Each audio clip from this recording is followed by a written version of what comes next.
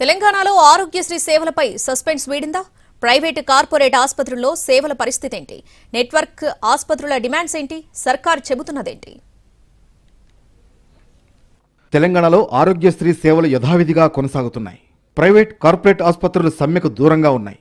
87% హాస్పిటళ్లు ఆరోగ్యశ్రీ పేషెంట్లకు వైద్య సేవలు అందించగా కేవలం 13% ఆసుపత్రుల్లోనే నిలిచిపోయాయి. ఆరోగ్యశ్రీ కింద గత 2 వారాలుగా సగటున రోజు 844 సర్జరీలు నమోదవగా నిన్న ఒక్కరోజే 799 సర్జరీలు జరిగాయి. సమ్మెలో పాల్గొంటున్న మిగతా ఆసుపత్రుల్లో సైతం ఆరోగ్యశ్రీ సేవలను పునరుద్ధరించేందుకు ప్రయత్నాలు జరుగుతున్నాయి. వైద్య సేవలు కొనసాగించాలని మరోసారి రిక్వెస్ట్ చేశారు. ఇటు ప్రత్యామ్నాయ ఏర్పాట్లు సైతం చేస్తున్నారు. పేషెంట్లకు ఇబ్బంది కలగకుండా ప్రభుత్వ ఆసుపత్రుల్లో కూడా ఏర్పాట్లు చేశారు అధికారులు. పెండింగ్ బకాయిలు విడుదల చేయడం లేదంటూ ఆరోగ్యశ్రీ సేవల్ని నిలిపివేశాయి కొన్ని నెట్వర్క్స్ ఆసుపత్రులు.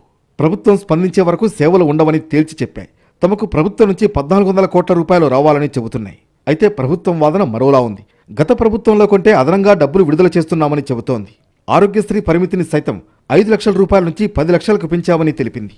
ప్రజలెవరూ ఆందోళన చెందాల్సిన అవసరం లేదని, ఆరోగ్యశ్రీ సేవలకు అంతరాయం లేకుండా చర్యలు తీసుకున్నట్లు తెలిపింది ప్రభుత్వం.